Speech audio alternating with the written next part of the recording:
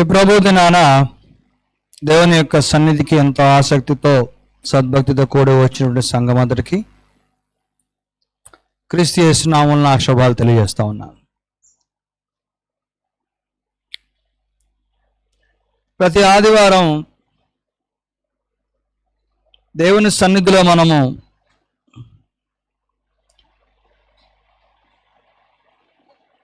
ఆయన ఆరాధించడానికి కూడుకున్నటువంటి సందర్భంలో దేవుడు విశేషంగా మనల్ని బలపరచడానికి అవసరమైన బలమైనటువంటి సంగతులను హెచ్చరికలుగా మనకు అందిస్తూ ఉన్నాడు. అందులో నీతిని గురించి, పాపాన్ని గురించి, వ్యక్తిగతమైన మన జీవితాల గురించి, ప్రపంచ చరిత్ర గురించి, దాని పర్యవసానాల గురించి, అన్నిటి గురించి ఉన్నాయి.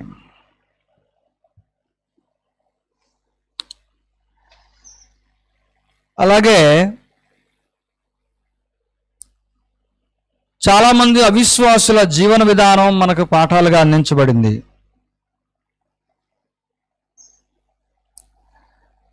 విశ్వాస సంబంధాల నీతి మనకి పాఠంగా అందించబడింది.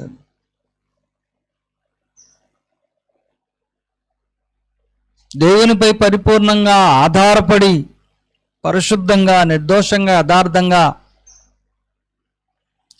బ్రతికిన వారి జీవితాలతో పాటు కొన్ని సందర్భాల్లో దేవునికి అత్యంత సన్నిహితులుగా ఉన్నటువంటి విశ్వాసుల ప్రార్థనలు కూడా దేవుడు మన కొరకు రాయించాడు. దానియేలు గ్రంథము 9వ అధ్యాయంలో పరిశుద్ధ గ్రంథంలోని చాలా గొప్ప ప్రవక్తలలో ఒక ప్రత్యేకమైనటువంటి స్థానాన్ని కలిగి ఉన్నటువంటి దానియేలు చేసినటువంటి ప్రార్థన ఎంత విశిష్టతను సంపాదించుకుందో,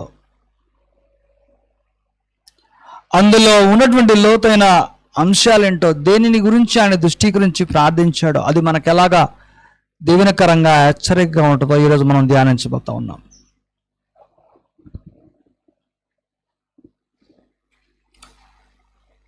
తొమ్మిదవ అధ్యాయము దానియేలు గ్రంథము 1వ వచనం నుంచి 19వ వచనం వరకు.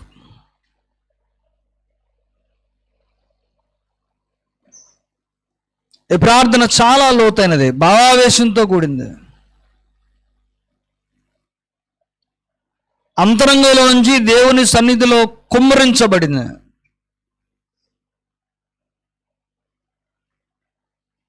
ఎందుచేతనో దీని వెనకాల ఉన్నటువంటి నేపథ్యం ఏంటో మనకు తెలియాలి. ఎందుకని ఇంతకుముందే సోదరులు ప్రతి పదాన్ని విడమర్చి చదివారు.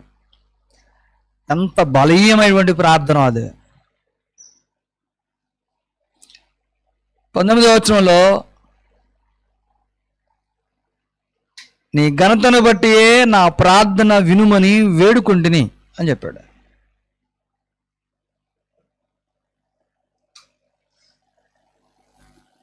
అంతేకాదు, ఈ ప్రార్థన దేవుని సన్నిధికి వెళ్ళాలని చాలా తీవ్రత కలిగి, చాలా విషయాల పట్ల అవగాహన కలిగి చేసినటువంటి ప్రార్థన.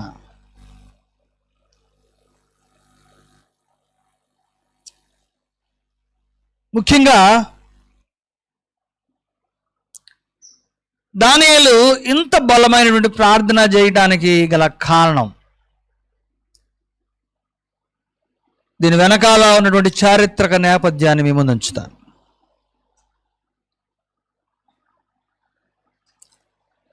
మాదీయుడకు ఆశ్వరోసు యొక్క కుమారుడైన దర్యావేషు కల్దీలపై రాజుగా నియమించబడ్డ మొదటి సంవత్సరం అది.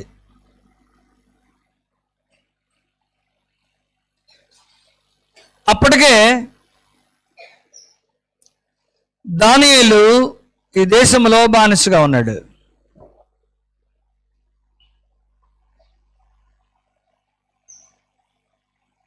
ఒకటో అధ్యాయంలో దానియేలు యొక్క భక్తి జీవితాన్ని గురించి, ఆయన ఎలాగా తీసుకురాబడ్డాడో బానిసగా చెరకి అన్న సంగతులు మనకి కొంత అవగాహన. అయితే ఇశ్రాయేలు చరిత్రలో దేవుని దృష్టికి విరుద్ధమైనటువంటి వారి జీవన విధానం వలన వాళ్ళని దేవుడు చాలా సందర్భాల్లో శిక్షించాడు. వారిపై దేవుడు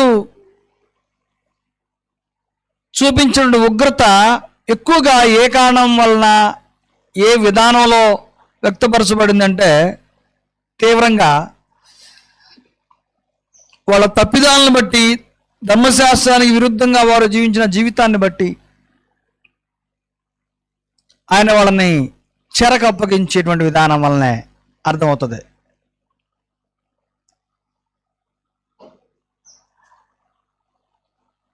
ఇర్మియా గ్రంథం 25వ అధ్యాయంలో ఒకసారి వెళ్దాం మనం.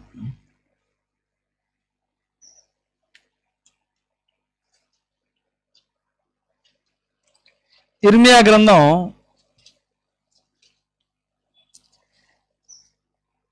25వ అధ్యాయము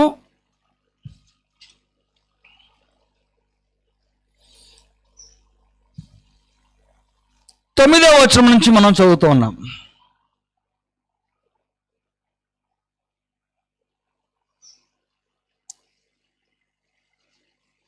మీరు నా మాటలను ఆలకింపకపోతురు గనుక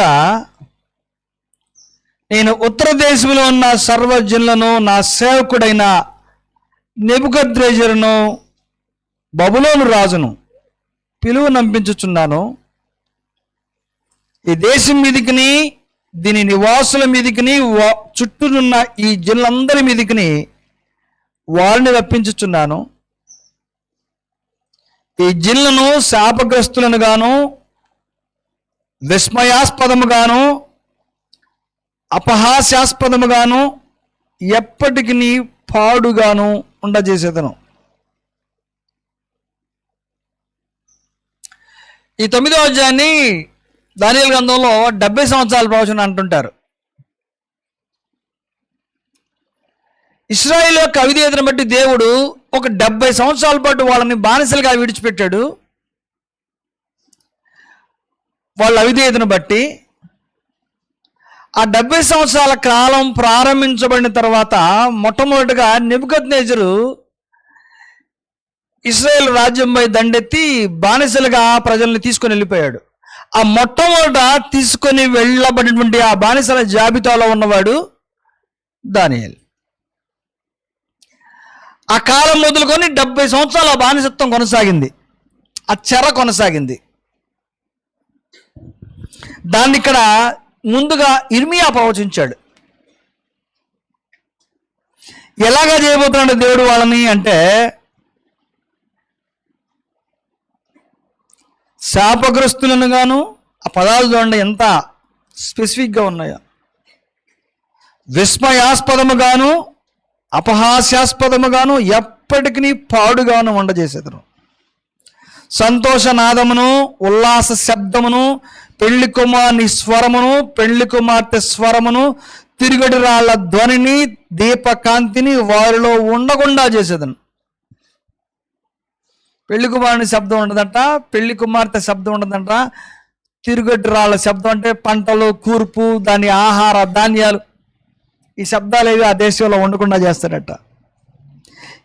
12వ వచనం 11 నుంచి చూస్తాం మళ్ళా. ఈ దేశమంతయు పాడుగాను నిర్జనముగాను ఉండును.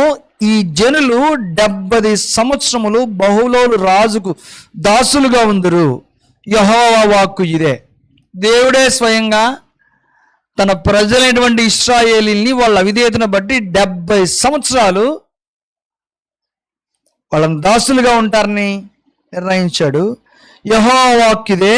70 సంవత్సరములు గడిచిన తర్వాత వారి దోషములను బట్టి నేను బబులోను రాజును, ఆ జనులను, కల్దీయుల దేశమును రక్షింతును.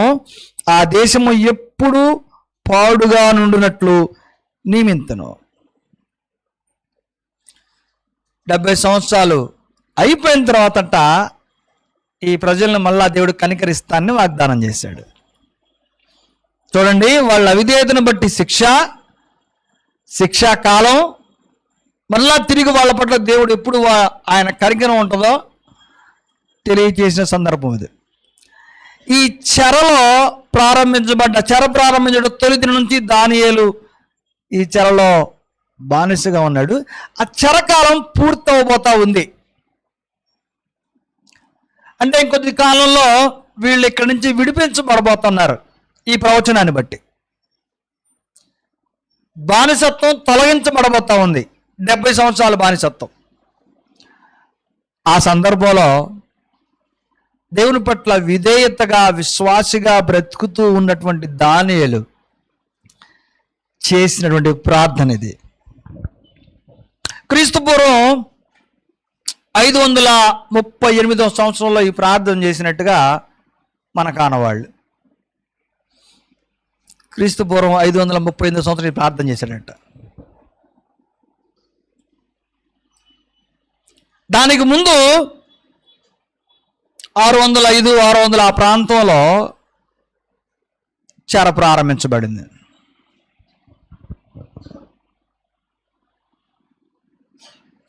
ఒకసారి మనం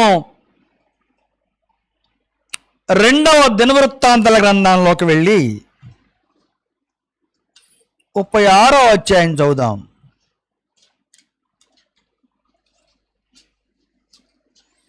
2వ దినవృత్తాంతముల గ్రంథము 36వ అధ్యాయం 5వ వచనం నుంచి. యెహోయాకీము ఏలన ఆరంభించినప్పుడు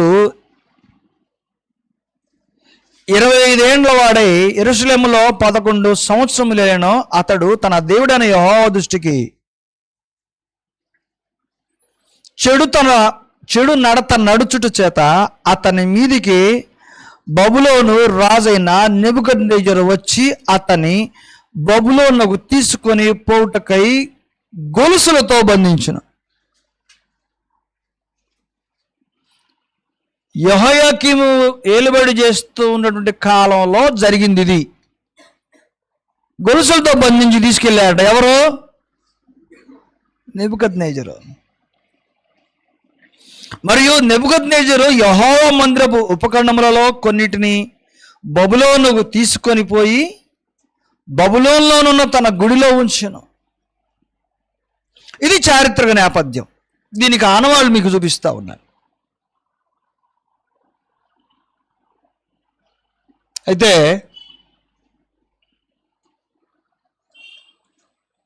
29వ అధ్యాయము ఇదే పుస్తకం, అనగా 2వ దినవృత్తాంతాల గ్రంథము 29వ అధ్యాయము 10వ వచనం మనం చూస్తే,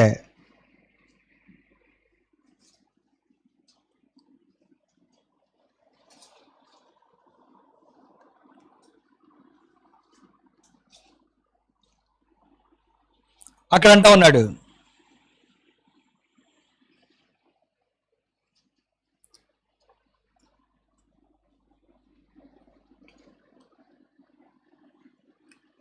ఇర్మియా గ్రంథం 29వ అధ్యాయం 10వ వచనం.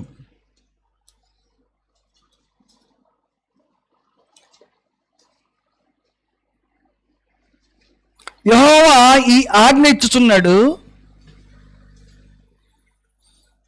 బబులోను రాజ్యమునకు 70 సంవత్సరములు గతించిన తరువాతనే మిమ్మల్ని గూర్చి నేను పలికిన శుభవార్త నెరవేర్చి ఈ స్థలమునకు మిమ్మల్ని తిరిగి రప్పించినట్లు నేను మిమ్మల్ని దర్శించును.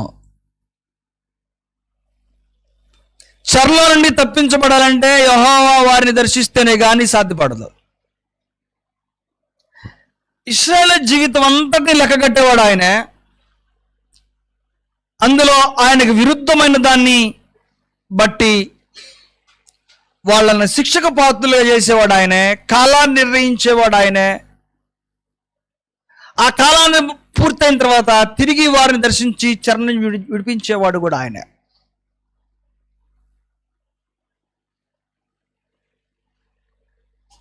అందుచేత ఈ చెరకాలం పూర్తి కాబడుతున్నటువంటి సందర్భంలో దానియేలు చేస్తున్న ప్రార్థన ఇప్పుడు మనం మనసు పెడదాం. ఏమని ప్రార్థన చేస్తూ ఆ ప్రార్థన తాను సిద్ధపరుచుకుంటున్నాడు. ప్రార్థన చేయడానికి అంత తేలిగ్గా ఆయన తీసుకోవాలా, ఎందుకంటే ఆయన మొదటి దఫా తీసుకురాబడ్డ ఆ బానిసల్లో ఉన్నాడు కదా, ఈ కాలం అంతా దాసత్వాన్ని అనుభవించిన వాడు కదా.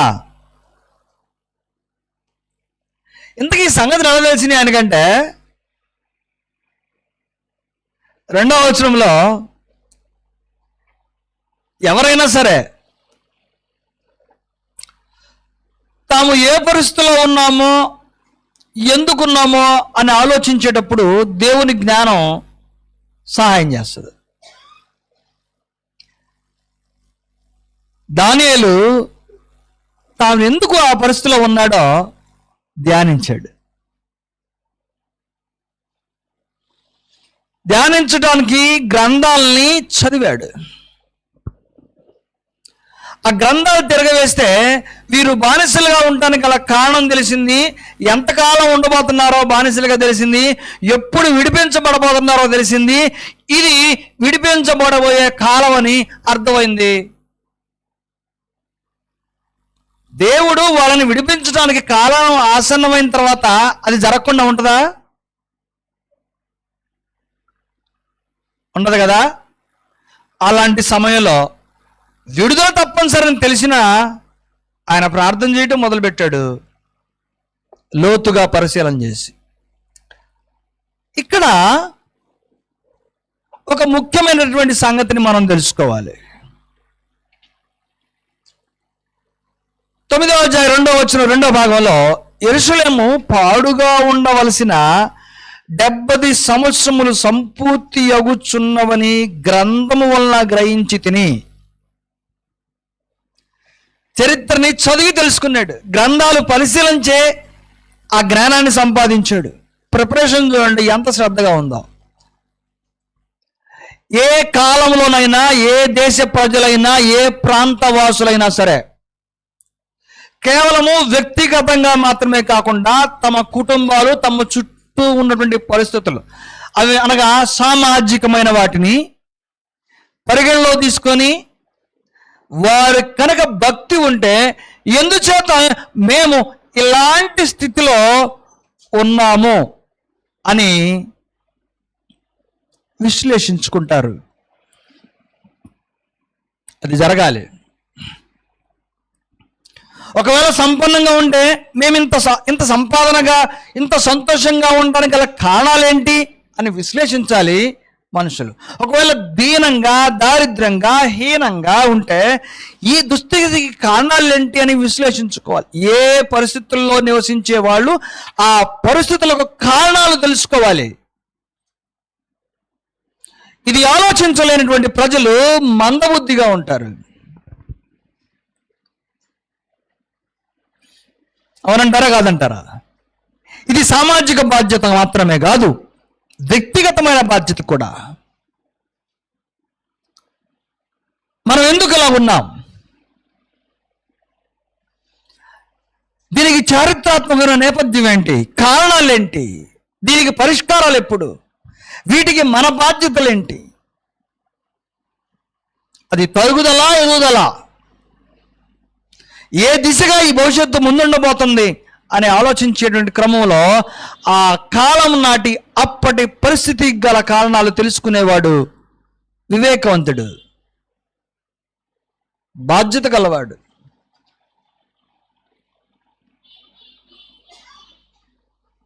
నేను ఈ మధ్యకాలంలో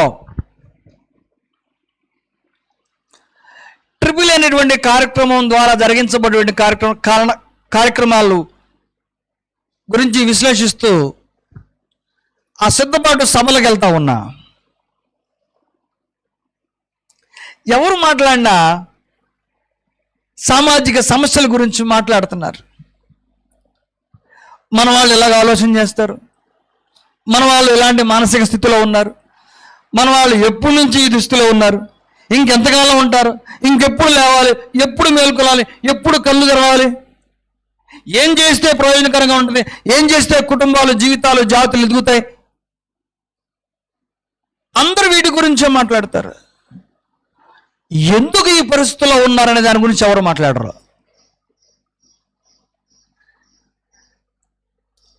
అణిచివేయబడ్డా, దిగజార్చబడి పడ్డా అందుకు కారణాలు వేరొకరి మీద నెట్టడం మానవ జీవితానికి పరిపాటైపోయింది. మానవ చరిత్రలో చిన్న పిల్లలు కూడా చూడండి, ఇద్దరు కొట్టుకుంటారు, ఏడుస్తున్నవాడు ముందొచ్చి సాడీ చెప్తాడు. మీరు గమనించారా లేదా? ఏడ్చేవాడు ముందుకు వచ్చి సాడీ చెప్తాడు. అంటే ప్రతిదానికి ఎదుటివారి మీద నేరం వేయటం, అపవాదు వేయటం అనేది బాల్యం నుంచే అలవర్చబడుతుంది. ఎందుకు ఇలాంటి పరిస్థితులు ఉన్నాయి అనేది ఆలోచించగలిగిన వాడు పరిష్కారం దిశగా సరైన నిర్ణయాలు తీసుకోగలుగుతాడు. అది లేనటువంటి జాతికి ఎన్నడూ పరిష్కారం లభించదు. నిజానికి ఈ కాలం పూర్తి కాబోతుందన్న సంగతి దానియేలుకి ఎందుకు అర్థమైంది? దానియేలు ఒక్కడే చెరలో ఉన్నాడా? దానియేలుతో పాటు లక్షల మంది ఉన్నారు కదా చెరలో. వారందరూ దీని గురించి ఆలోచించాలి కదా.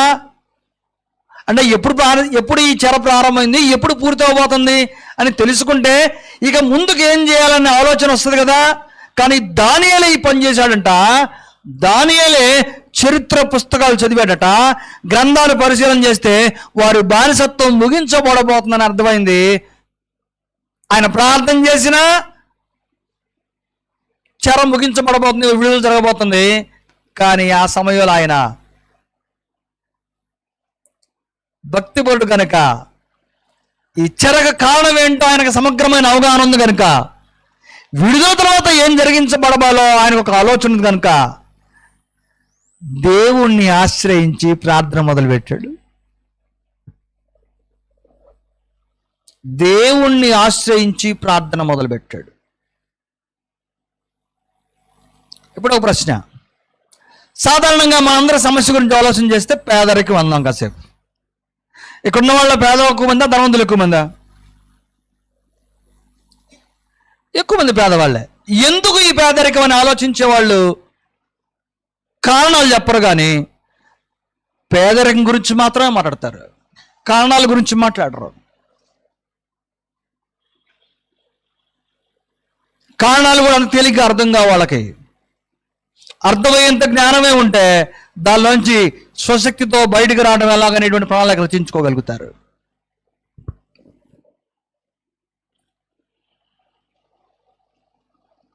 తనతో పాటు లక్షల మంది జనాభా ఉంటే దానిలో ఒక్కడికే పట్టింది ఈ బానిసత్వానికి కారణం ఏంటో తెలుసుకోవటం. కేవలం తెలుసుకొని విడిచిపెట్టలా, ప్రార్థన చేయడం మొదలుపెట్టాడు. ఇప్పుడు ప్రార్థన చేయడానికి ఆయన సిద్ధపాటు ఏంటో చూద్దాం. 3వ వచనంలో ఉన్నటువంటి మాట. ఈ ప్రార్థన తను గ్రహించిన తర్వాత మొదలుపెట్టాడు. గ్రహించడం చాలా విశేషమైనదే. తన వ్యక్తిగత కుటుంబ పరిస్థితులు గ్రహించడం చాలా ప్రాముఖ్యమైనది. ఎందుకు ఇలాగ సంభవిస్తుందో అనేది గ్రహింపు ఒకడు చేసుకోవాలంటే దేవుని జ్ఞానం చాలా అవసరం.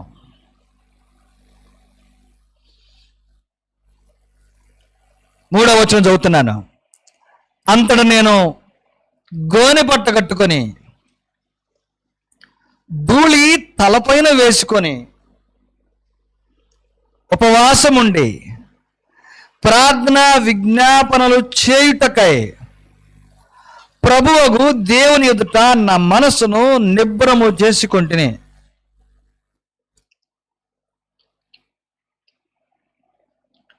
నేను నా దేవుడైన యెహోవా ఎదుట ప్రార్థన చేసి ఒప్పుకొనుచున్నదేమనగా,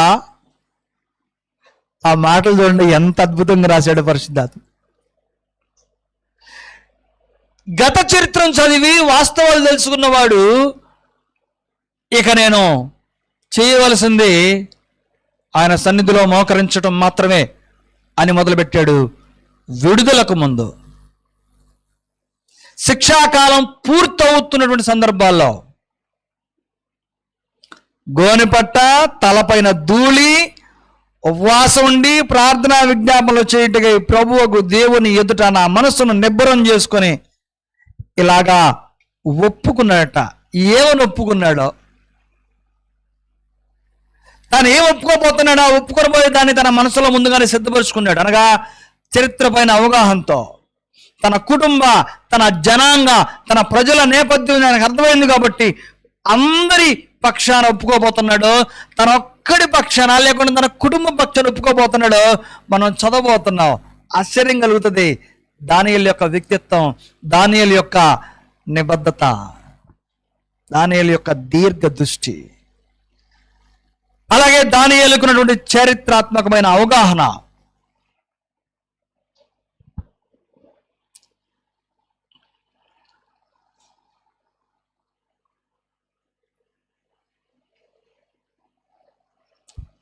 ఎవరికైనా సరే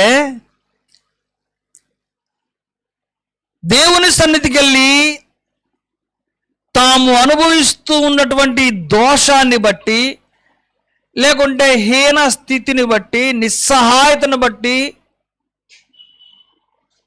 దేవుని ముందు మొరపెట్టాలనుకున్నప్పుడు తనను తాను సిద్ధపరుచుకోవడం చాలా అవసరం. ముఖ్యంగా అది విశ్వాస సంస్కృతి. ఈ మధ్యకాలంలో ఈ స్థానిక సంఘంలో నుంచి ఇద్దరు సోదరులు ప్రతి గురువారం, శుక్రవారం నన్ను కలుస్తూ వచ్చారు. నేను వాళ్ళని చూస్తూ ఉన్నాను. చర్చి బిల్డింగ్ ఇక్కడ పైకి వచ్చి వాళ్ళు ప్రార్థన చేసుకొని వెళ్తూ ఉన్నారు. ప్రతి గురువారం జరిగింది అది ఈ మధ్యకాలంలో. నేను ఒకరోజు వాళ్ళతో మాట్లాడాను. అంటే ఎప్పుడు లేదు ఎందుకని గురువారం అలా వచ్చి వెళ్తున్నారు మీరు ఇద్దరు అని అడిగితే, మేము ఒక విషయం అవి ప్రార్థించాలని ఉపవాసం ఉండి అని నిర్ణయించుకున్నామని చెప్పారు. చాలా సంతోషం కలిగింది. మన వ్యక్తిగత జీవితాల్లో సరే, కనీసం కుటుంబాలనైనా ఏదైనా హృదయం భారం కలిగినప్పుడు, ఇక మనుషులు ఎవరు దీన్ని పరిష్కారం అందించలేరు, దేవుని ముందే దీన్ని కుమ్మరించాలనుకున్నప్పుడు అలాగా ఎవరికి వారే ప్రార్థనా జీవితాన్ని గడిపేటువంటి ఆనవాయితీ ఎంతమందికి ఉంది? ఆ నిర్ణయం చాలా గొప్పది. ఆ ఆలోచన విధానం చాలా గొప్పది. దేవుడు అలాంటి ఆలోచన విధానాన్ని పొంగిపోతారు. ఎందుకంటే ఇబ్బందులలో, శ్రమలలో దేవుణ్ణి ఆశ్రయించే మనస్సుని అది వెల్లడి చేస్తుంది. ఇదిగో దానియేలు ఆ మనస్సుతోనే ఉన్నాడు. హృదయాన్ని నిబ్బరపరుచుకొని ఆయన చేసిన మొదటి పని ఏంటంటే ఒప్పుకోవటం మొదలుపెట్టాడు. ఒప్పుకోవటం. రైట్. దానియేలు నీతిమంతుడా అనీతిమంతుడా? దానియేలు క్యారెక్టర్ అంటే మనకు తెలుసు కదా. దానియేలు చరిత్రలో ఎంతగా దానియేలు దేవుడు ప్రత్యేకపరిచాడు. ఆయన విశ్వాసాన్ని బట్టి, భక్తిని బట్టి అచిరకాలంలో రాజుగా స్థానాన్ని సంపాదించుకోగలిగాడు. రాజు తనపై ఆధారపడేంతగా తన జీవన విధానం, విశ్వాస్యత ఉన్నాయి. కాబట్టి దానియేలుకి దేవుడు అంటే భయభక్తులు అని చెప్పడానికి ఆస్కారం లేదు. బాల్యం నుంచి తాను భక్తిగా పెరిగిన వాడే. కానీ ఒప్పుకున్నాడట. ఏమనో 4వ వచనం,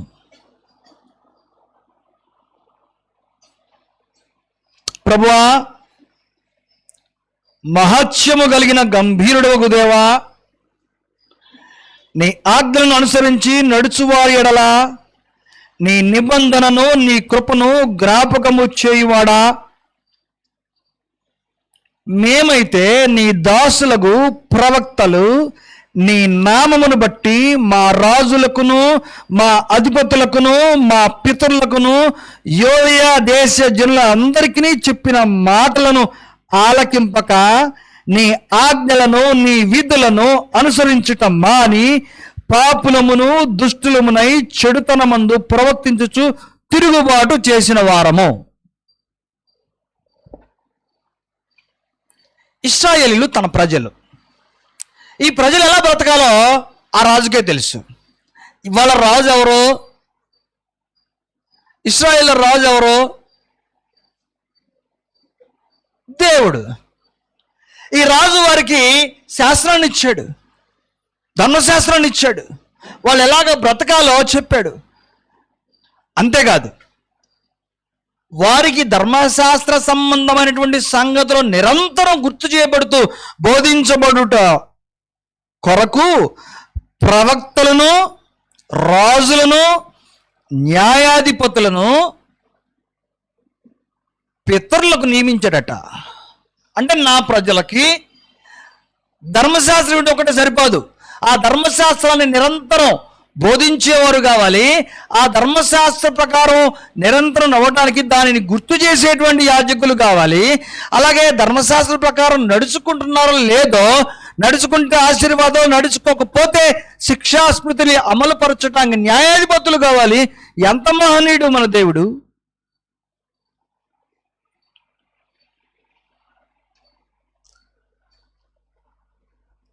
ఆయన నామమును బట్టి ఆజ్ఞలను అనుసరించి బ్రతకడానికి ప్రవక్తలను, రాజులను, అధిపతులను నియమించి సదా వారికి యుదయాదేశమంతటా గుర్తు చేయబడతా ఉన్నా వారు ఏం చేశారట? చెప్పిన మాటలను ఆలకింపక ఆజ్ఞలను, విధులను అనుసరించటం మాని నిరంతరం గుర్తు చేయబడతా ఉన్నాయి. వాటిని అనుసరించటం మాని పాపులను, దుష్టులను, చెడుతరం ముందు ప్రవర్తించుచు తిరుగుబాటు చేసినటువంటి వారు ఆయన.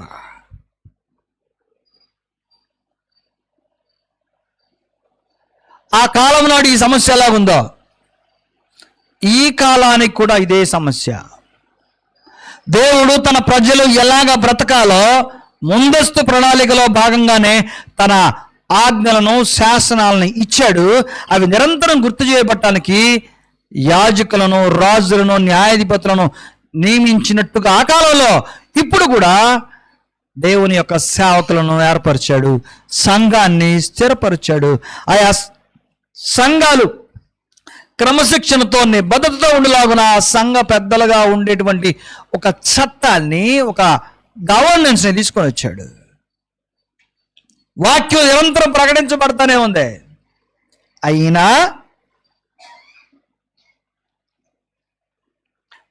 ఆజ్ఞలను, విధులను అనుసరించటం మానేటువంటి ఒక స్వభావం మనుషుల్లో ఆ కాలంలో ఉంది.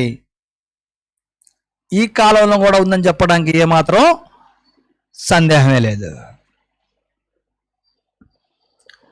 అనుసరించటం మానటం ఒక భయంకరమైనది అయితే, తిరుగుబాటు చేయటం ఇంకా దారుణమైంది.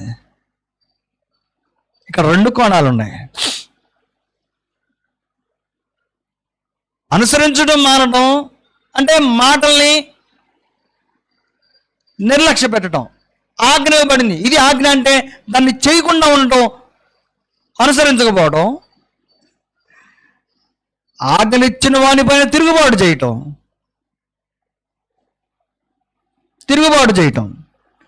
తిరుగుబాటు మానవ సహజమైపోయింది.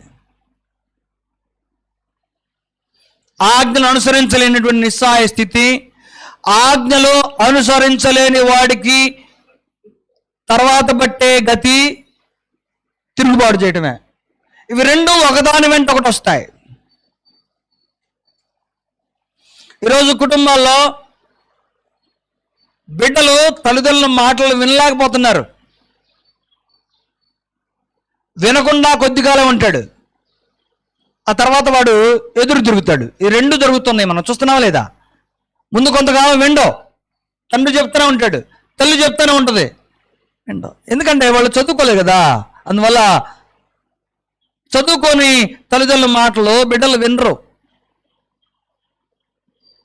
ఎందుకంటే చదువు జ్ఞానాన్ని నేర్పుతుంది. అది లేదనుకుంటారు ఈ పిల్లలు తల్లిదండ్రులకు. కానీ అక్కడ ధర్మం పక్కకి వెళ్ళిపోతా ఉంది. కట్టడం ఒకటి ఉందే, నియమం ఒకటి ఉందే, అది వైదొలిగింది. అందుకే నేను నా తండ్రి మాటను జవదాడకూడదు అనేటువంటి కనీస ధర్మంలోంచి తొలగిపోయిన తర్వాత కొద్ది కాలానికి వాడు తిరుగుబాటు చేస్తాడు. కేవలం కుటుంబాల్లో మాత్రమే కాదు, వ్యవస్థల్లో కూడా, ఆఖరికి సంఘాల్లో కూడా అదే అవిధేయత, తిరుగుబాటు.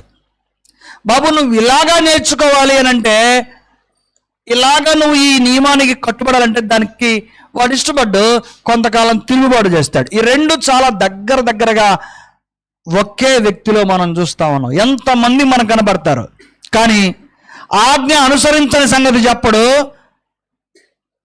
తిరుగుబాటు గురించి మాట్లాడు, ఈ రెండిటి మీద కప్పేసి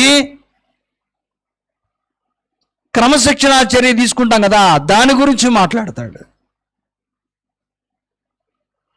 అదైతే సులువుగా అవతలోళ్ళు నీలాంటి మనసు ఉన్న వాళ్ళకి వెంటనే అర్థమైపోయింది. ఒక దొంగకి దొంగ మనసు బాగా అర్థమైంది అంటారు. మీరేమంటారు? దొంగ హృదయాన్ని బాగా ఎవరు గ్రహించగలుగుతాడు? ఇంకొక దొంగే గ్రహిస్తాడు. వాళ్ళిద్దరూ కలిసి ఒకే పని చేస్తారు, వేరు చోట్ల, అంతే. మనసు ఒకటే. ఒక దొంగెళ్ళి ఒక కష్టాన్ని దొంగకు చెబితే ఈసారి వాడు మనసు అలా ఇస్తాడు, దొరకకుండా ఉంటాం ఎలాగని చెప్తాడు. అంతేగాని దొంగతనం తప్పని చెప్పడు. అది మానవ సహజం.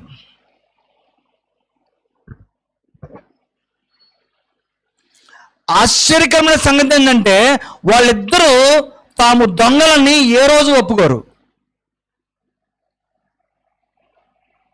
ఆ మనసే వాళ్ళకి రాదు. నీకు కావాలంటే నన్ను కలవని చెప్తాను నేను, ఆ దొంగల మనస్తత్వం ఎలా ఉంటుందో. మీరు కాదని దానికి వీలు లేకుండా ఉండేంత సాక్ష్యాధారాలు మీ ముందు ఉంచుతాను నేను.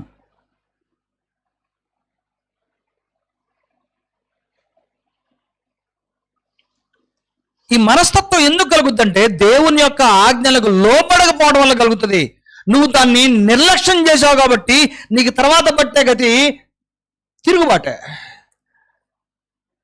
ఇశ్రాయేలు జీవితంలోనే కాదు, ఈనాడు ఆఖరికి దేవుని యొక్క వాక్యాన్ని నేర్చుకోవడానికి ఒక సేవకున్నో లేకపోతే బైబిల్ స్కూల్ను ఆశ్రయించేటువంటి వారు కూడా ఇలాగే ఉన్నారు.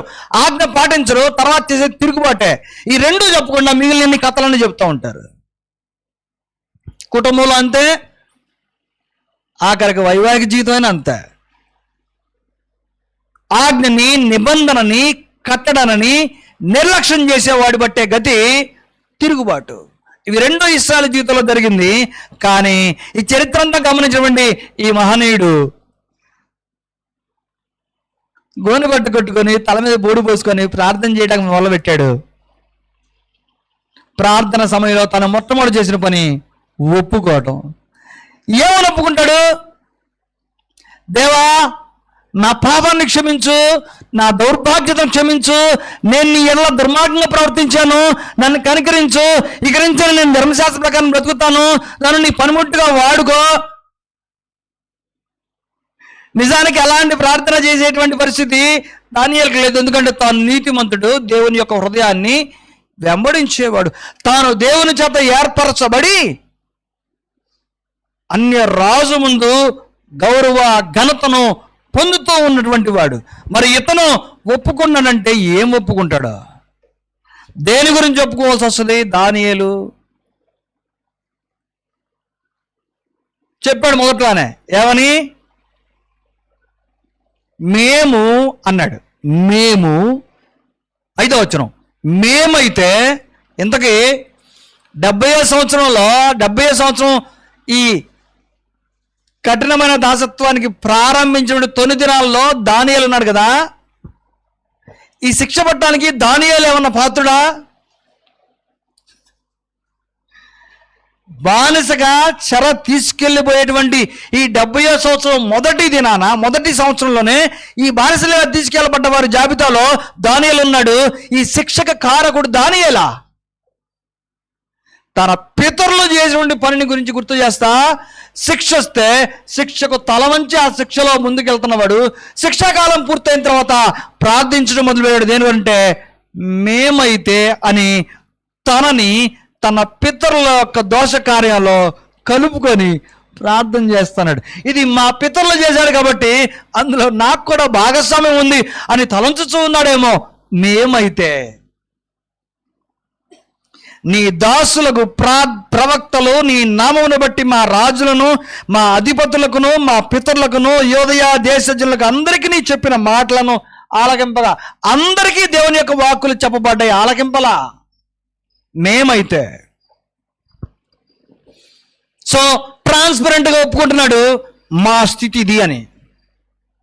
ఎవరి ముందు ఒప్పుకుంటున్నాడు? దొంగ ముందు ఒప్పుకోట్లా. అలాంటిది కాదు ఇది.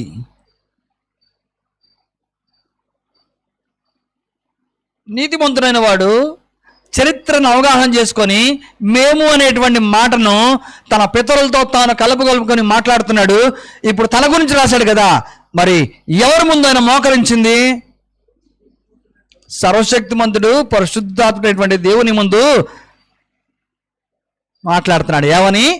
ప్రభువా, నీవే నీతిమంతుడవు, మేమైతే సిగ్గుచేత ముఖ వికారముందిన వారము, మేము నీ మీద తిరుగుబాటు చేసితిమి, దానిని బట్టి నీవు సకల దేశములకు మమ్మును తరిమితివి.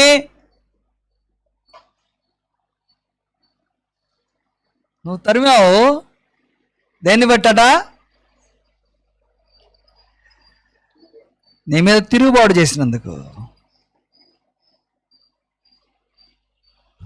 నీ మీద తిరుగుబాటు చేసినందుకు జరిగింది ఇది.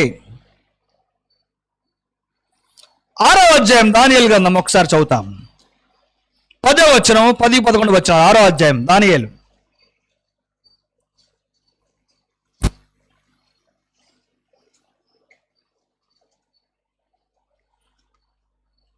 ఆయన ప్రార్థించడానికి గల ఆనవాయితీ కూడా చెప్పబడింది అక్కడ. ఇట్టి శాసనము సంతకము చేయబడినని దానియేలు తెలుసుకును. అతడు తన ఇంటిలోనికి వెళ్ళి యథాప్రకారముగా అనుదినము ముమ్మారు మోకాళ్ళుని తన ఇంటి పైగది కిటికీలో యెరూషలేము తట్టునకు తెరవబడి ఉండగా తన దేవునికి ప్రార్థన చేయుచు ఆయనను స్తుతించుచు వచ్చెను. ఇది ఆనవాయితీ. ఆయనపై ఎవరు నేరారోపణ చేసినా, ఎన్ని సాక్ష్యాలు పుట్టించినా, ఎవరు ఏ చర్య ఆయన మీద తీసుకున్నా, తన దినచర్య మాత్రము కిటికీలు తెరిచి యెరూషలేము తట్టు తిరిగి ప్రార్థించేటువంటి ఒక ఆనవాయితీ ఉన్నవాడు. అదే ఆనవాయితీతో ఇప్పుడు అదనంగా ఈ చరిత్ర అంతా జరిగిన తర్వాత ఈసారి బూడిద గోరె పట్ట కట్టుకొని తమ పితరులు చేసిన దాన్ని గుర్తు చేసుకుంటా, ఇదిగో మేము అనుభవిస్తూ ఉన్నటువంటి ఈ శిక్ష న్యాయబద్ధమైనదే, ఇది మీ పట్ల మేము చేసినటువంటి తిరుగుబాటును బట్టి నీవు జరిగిస్తూ ఉన్నావు. ఎందుకు యూదులలో ఈ విధమైన యెరూషలేము తట్టు తిరిగి ప్రార్థించటం, లేకుంటే గోనె పట్టు కట్టుకోవటం, లేకుంటే బూడిద పూసుకోవడం అనేటువంటి ఒక సంస్కృతి ఉంది? అది యూదా సంస్కృతి. మనం దీన్ని యోనా గ్రంథంలో కూడా చూస్తాం. అలాగే నెహెమ్యా గ్రంథంలో కూడా చూస్తాం. నెహెమ్యా 9వ అధ్యాయము మొదటి 2 వచనాలు ఒకసారి నేను మీకు చదివించేసి మళ్ళా ముందుకు వెళ్ళిపోతాను. అక్కడ ఇశ్రాయేలీలు ఉపవాసం ఉండి ఎలాంటి పని చేశారో. ఈ నెల 24వ దినమందు ఇశ్రాయేలీలు ఉపవాసం ఉండి గోనె పట్టలు కట్టుకొని తల మీద ధూళి పోసుకొని కూడి వచ్చిరి. ఇశ్రాయేలీలు అన్ని జనులందరిలో నుండి ప్రత్యేకింపబడిన వారై నిలవబడి తమ పాపములను తమ పితరుల పాపములను ఒప్పుకొనిరి. ఇశ్రాయేలీలో గొప్ప సంగతి చూడండి. వారి పాపాలని వాళ్ళ పితరుల పాపాలని కూడా ఒప్పుకుంటారట. ఎప్పుడు? ఈ హృదయం భారమైనప్పుడు, శిక్ష కఠినంగా ఉంటా ఉంది. దీన్ని తట్టుకోలేనటువంటి మనసులో వాళ్ళు నలిగిపోతున్నప్పుడు చేసేటువంటి పశ్చాత్తాప క్రియ, వేదల్లో నుంచి, భారంలో నుంచి, బాధలో నుంచి, చింతలో నుంచి వచ్చేటువంటి ప్రతిస్పందన ఇది.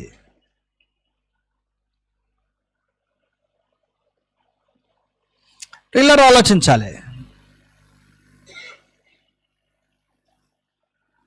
ప్రార్థనకి ఇంత సిద్ధపాటు అది సంస్కృతిలో నుంచి ప్రారంభించబడతా ఉంది. హృదయము వేదనతో, భారంతో కుంగి తన పితరులు చేసినటువంటి తప్పిదాల గురించి ఒప్పుకునేటువంటి ఈ ప్రార్థన ఎంత శక్తివంతమైందో.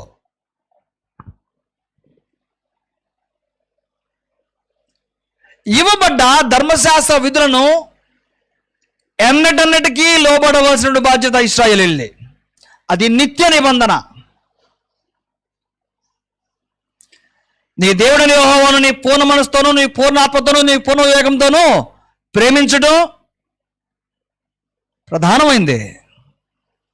అలాగే ఆయన ఆజ్ఞలకు, కట్టడలకు లోబట్టం ప్రధానమైంది. 103వ కీర్తన చదివితే,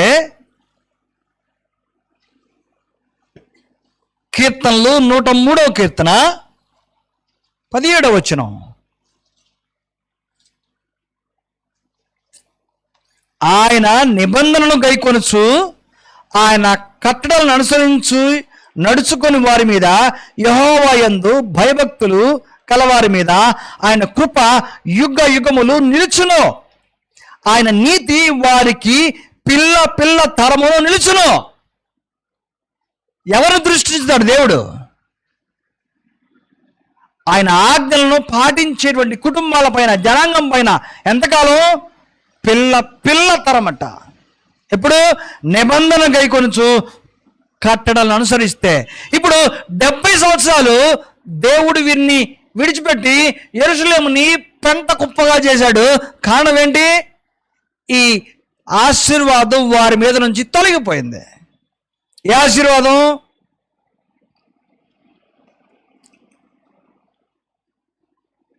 ఆయన నీతి వారికి పిల్ల పిల్ల తరము ఉండును అని చెప్పి ఆశీర్వాదం. యెహోవా యందు భయభక్తుల వారు చేసేటువంటి పని ఇది. ఆయన కృప యుగ యుగములు నిలిచేటువంటి ఆశీర్వాదం. ఆయన ఒక రోజుకి, 2 రోజులకి, 1 సంవత్సరానికి దీవించే దేవుడు కాదు. ఆయన ఆజ్ఞలను అనుసరిస్తూ ఉన్నటువంటి వారిపైన కృప, నీతి రెండింటిని తరము వెంబడి తరములు, అవసరమైతే 1000 తరములు కరుణించేవాడు, కృప చూపించేవాడు. ఇదిగో 70 సంవత్సరాల పాటు ఇశ్రాయేలీయుల్ని విడిచిపెట్టేసేసాడు బానిసలుగా. ఎంత వేదన చెందుంటాడో ఈ సంగతులన్నీ దానియేలుకు తెలిసిన తర్వాత. ఎంత కలత చెందుంటాడు. ప్రేమైన వాళ్ళారా, ఆలోచించండి. ఈరోజు మన జీవితాల్లో కూడా దానియేలు గురించి, దానియేలు జీవితం నుంచి నేర్చుకోదగింది ఏమైనా ఉంది అంటే, ఇలాగా మన కుటుంబాలు, మన పితరులు దేవుని విరుద్ధంగా చేసిన దాన్ని బట్టి ప్రార్థించడం. ఈనాటి సమాజం చాలా హీనంగా, భయంకరంగా ఉంది. ఇంకా చెప్పాలంటే చాలా ఘోరంగా ఉంది. చర్చించడానికి వీల్లేనంత నిస్సహాయంగా ఉంది. ఆ కింద వచనాల్లో ఇంకా ఏ సంగతులు దానియేలు ఎత్తి ప్రార్థన చేశాడన్న సంగతి నేను మరలా వచ్చేవారు మీకు తెలియపరుస్తాను. కానీ ఈనాటికి మనం ఆలోచించేటువంటి ఈ సందేశంలో మనకేదైనా ఆపద, ఇబ్బంది కలుగు చేయబడితే, ఆ స్థితిలో నువ్వు ఉండగా దానికి కారణం ఏంటో నీకు తెలియాలి. పడగొట్టుటకును కట్టుటకును సమయం కలదు. దేవుడు ఒకరిని నిలబెడితే దానికి కారణం ఉంటుంది. దేవుడు ఒకరిని పడదోస్తే దానికి కారణం ఉంటుంది. ఈ సంగతులు ఆత్మచేత నడిపించబడే వాడికి మాత్రమే అర్థమవుతాయి. దేవుని అనుమతి లేకుండా ఒకడు కట్టబడడు, దేవుడి అనుమతి లేకుండా ఒకడు త్రోసివేయబడడు. ఈ మాట శాశ్వతమైన మాట. దేవుని అనుమతి లేకుండా ఒకడు కట్టబడడు, దేవుడి అనుమతి లేకుండా ఒకడు త్రోసివేయబడ్డు. దీనికి ఆయన దగ్గర కారణం ఉంటుంది. ఈ కారణం గురించి ఆలోచించలేని వాళ్ళు పై విషయాలు మాత్రమే ఆలోచన చేసి కట్టడాన్ని గురించి, త్రోసివేయబడటం గురించి మాత్రమే ఆలోచన చేస్తారు. ఈ ఆలోచనలకు సమాధానం ఒకటే, దేవుని యొక్క కంట్రోల్ అయి ఉన్నాయి. ఎందుకు కడతాడో ఆయనకే తెలుసు, ఎందుకు కోలు దాస్తాడో ఆయనకే తెలుసు. దేవుడు రాజు, దేవుడు సర్వశక్తిమంతుడు. విషయాలను పూర్తిగా అర్థం చేసుకోవడానికి నీ బుద్ధి చాలా చిన్నదే, నీ జ్ఞానం చాలా అల్పమైంది. యెహోవా కార్యములు బహు దొడ్డవి. అన్నింటినీ అర్థం చేసుకోవాలంటే సుదీర్ఘకాలం పాటు ఆయన ధర్మశాస్త్రంతో నడిచినట్టు అనుభవం నీకుంటే నీకు అర్థమవుద్ది, లేకపోతే అర్థం కాదు. నువ్వు చిన్నదాన్ని జడ్జిమెంట్ చేయగలుగుతావు, చిన్నదాన్ని శాసించగలుగుతావు. దేవుని కార్యాలు అలా ఉండవు. దేవుడు తన పని యొక్క, తన జనాంగం యొక్క, తన సంఘం యొక్క, తన రాజ్యం యొక్క వ్యాప్తిని దీర్ఘకాలికంగా ఆలోచించేవాడు.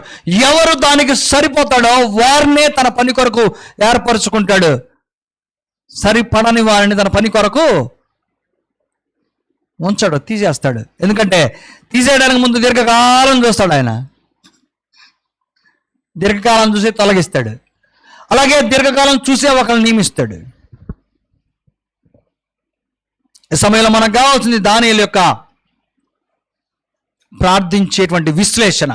ప్రార్థనకు ముందు, మోకరించడానికి ముందు, గోండె పట్ట కట్టుకోవడానికి ముందు, బూడిద పోసుకోవడానికి ముందు ఆయన గ్రంథాలు చదివి, ఇదిగో ఈ 70 కాల సంవత్సరం పూర్తి కాబోతా ఉంది, తొలి సంవత్సరం నేను ఇక్కడికి వచ్చాను, ఈ శిక్ష ప్రారంభించబడ్డ రోజు ముగింపు దశల్లో ఏం చేయాలని నాకు అనిపించిందంటే, మోకరించి పితరులు చేసిన దాన్ని ఆయన ముందు ఒప్పుకోవాలనిపించింది. ప్రార్థించాడు. ఎలాగ దేవుడు ఈ ప్రార్థన స్వీకరిస్తాడో ఆశ్చర్యం కలుగుతుంది ఈ 9వ అధ్యాయం పూర్తయ్యేలోపు. కానీ బలపడదాం. ఇరుకు ఇబ్బందులు, సమస్యలన్నింటిలో కూడా దేవుని సన్నిధిలో ప్రార్థించడమే మనకు పరిష్కారం అని నమ్ముదాం. అది ఎంత కఠినమైన సమయమైనా సరే. నిన్ను గురించి, నీ కుటుంబాన్ని గురించి, లేకుంటే నీ సామాజిక పరిస్థితుల గురించి నువ్వు ఆలోచించినప్పుడు నీ గత చరిత్ర నీకు అర్థమవుతుంది, అర్థం చేసుకోవాలి. ఆ గతాన్ని ఆధారం చేసుకొనే నీ తప్పిదాలని, నీ దుష్క్రియలని, నీ చెడు ప్రవర్తనని ఆయన ముందుంచి ఒప్పుకొని ప్రార్థన చేయాలి. ఎందుకంటే అలాంటి మనస్తత్వం లేకుండా దేవుడు ఎవరిని శిక్షకు పాత్రులని చేయడు. ఆయన కఠినుడు కాదు. తరం వెంబడి తమను నీతిని, కృపను విస్తరింపజేయవాడు. ఇశ్రాయేలును 70 సంవత్సరాలు చెరక పంపించాడు. నిన్నైనా నన్నైనా అంతే. ఆయన మనపై క్రమశిక్షణ చర్య తీసుకుంటే దాని వెనకాల మనలో ఆయన కనపడ్డ అవిధేయత ఉంటుంది. అది మనిషికి అర్థం కాదు, ఆయనకే తెలుసు. మధ్యలో ఎవడెన్ని గోనలు పెట్టినా సరే, కేకలు పెట్టినా ఆయన వెండి, ఎందుకంటే ఆయన దగ్గర నీతి, న్యాయము, యథార్థ ఉంటుంది. కాబట్టి మన పరిస్థితులు విశ్లేషిద్దాం, ప్రార్థనా జీవితంపై ఆధారపడదాం.